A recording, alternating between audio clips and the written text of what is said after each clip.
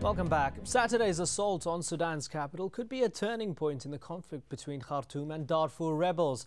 Rebel groups in the area began rising up more than 5 years ago. They claim the government neglects Darfur and fails to fairly allocate resources to the area. The conflict between the rebels and the Sudanese government is taking its toll on the people in this western region of Sudan. The UN estimates some 200,000 people have been killed and that possibly millions have been displaced as a result of the conflict. The government declared a unilateral ceasefire in October of last year during peace talks in Libya, but key rebel groups were absent. The UN and the African Union have a joint peacekeeping mission in Darfur. Around 10,000 troops are currently deployed there. They have the task of helping bring stability to the region. Well, joining us again are our guests in Bonn, Ali Al-Haj Mohammed, Assistant Secretary General of the Opposition Popular Congress Party. In London, Ahmed Hussein Adam, spokesman for the Justice and Equality Movement, the main rebel group in Darfur. And I'm delighted to tell you that joining us now from Khartoum, Dr. Rabi' Abdelati, an advisor at the Ministry of Information and Communications. Dr. Abdelati, were you shocked and taken completely by surprise by this rebel attack on the capital? Actually, the attack on the capital by the Justice and Equality Movement led by Khalil Ibrahim, as we know in all mass media, that the rebels has been defeated in a matter of 1 hour. Their trucks destroyed and some of them arrested by the security forces and some of them killed. And now the security forces are now running after and following and tracing those who run away.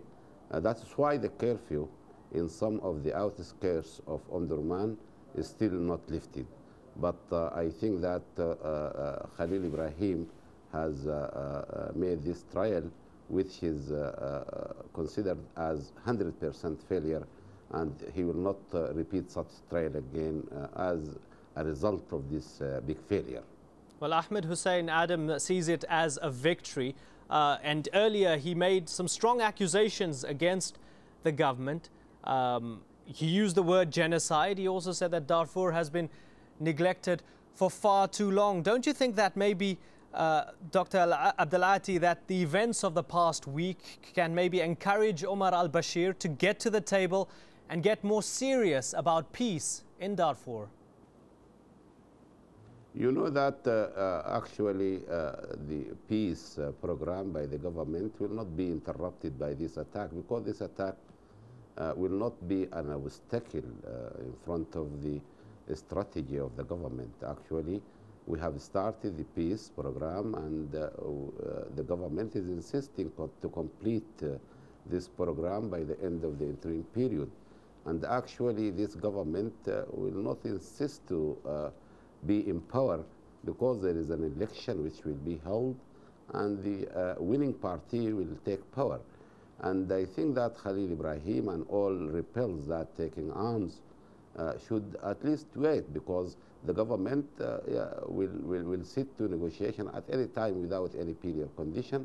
And I don't think that this attack will interrupt the intention of the government to proceed further for establishment and achievement of peace. Do you believe that there's foreign interference here and foreign backing for the rebels? This is definitely actually from the weapons and the arms with the rebels who attacked Omdurman before 3 days. That Khalil Ibrahim and his movement, I don't think that they have financial capability to have more than 100 trucks or weapons. And I think that also from the confessing of some of the rebels that arrested, they confess that they are belonging to Chadian government. All right, let's pose that to Mr. Adam. Sorry to interrupt you. Let's pose that to Ahmed Hussein Adam. Is Idris Deby, the Chadian president, behind your group and backing your group?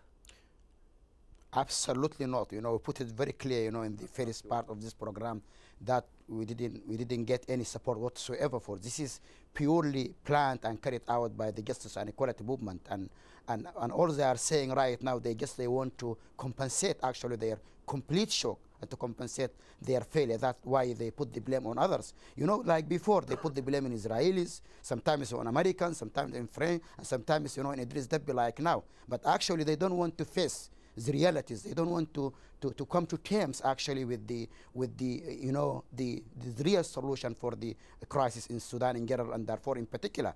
And actually the fact that is very clear to us and very clear to the Sudanese that a small group of people who are sitting in Khartoum, they want, you know, to lead the entire country. I think unless we have a formula where can everybody, you know, find himself there, and after that, you know, to move for a real kind of democratic solution and democratic transformation and just Sudan, I think Sudan is not going to be stable and Sudan is not going to be united. These people, you know, they have to understand that. They have to understand that, you know, by military means or, you know, security means they cannot resolve the problem. All right, you made your point. I want to go to Germany. Sorry to interrupt you. I want to go to Germany.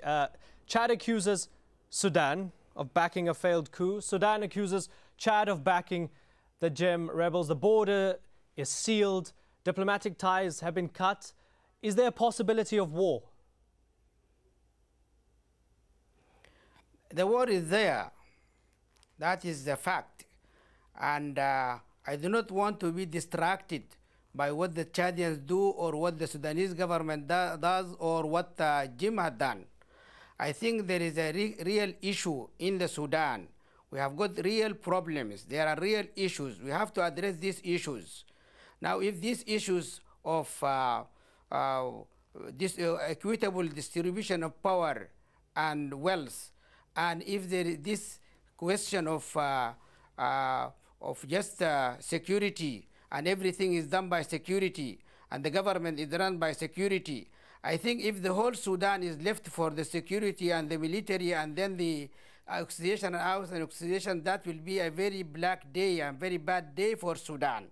I think Sudan probably, or I believe Sudan is more important than what all is said. My message in this place, I think I do not want to say who is failure and who is the successor, but the loser is Sudan. There is no failure, no successor. And if somebody thinks you say the loser is Sudan, let me pose this. Sorry to interrupt you again. We are running out of time. Let me pose this to our man from the government, Dr. Rabi Abdelati. The loser is Sudan. Both men have been fairly scathing on the government. Your response? You know, actually, the government actually has was already and is ready now to start or to resume negotiations. But actually, the rebels, they don't want to solve this problem peacefully. The government, you know, offering these rebels so many times in so many rounds of talks. Insert, they didn't come. The government has no period conditions.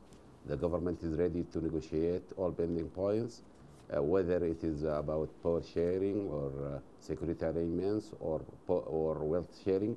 I don't know what is the reason behind the rejection of negotiation. I think that those people, unless there is a pressure from them from somewhere, we don't understand why they are now rejecting and they are not accepting negotiation. Although the government has already declared that the election will come and political parties should come and compete in this election after a few months. You know, up to now, I don't understand why those people, they are not ready to come and to contribute in the political development which are now running in the country, and the majority of political parties now are participating in the government of national unity. All right, Dr. Rabi Abdelati, thank you very much for sharing your thoughts with us from Khartoum. Also in Bonn, Germany, Dr. Ali Al-Haj Mohammed, and in London, Ahmed Hussein Adam. It's been fascinating hearing your thoughts, gentlemen. Thank you so much, and thank you, the viewer, for joining us here on Inside Story. Bye-bye.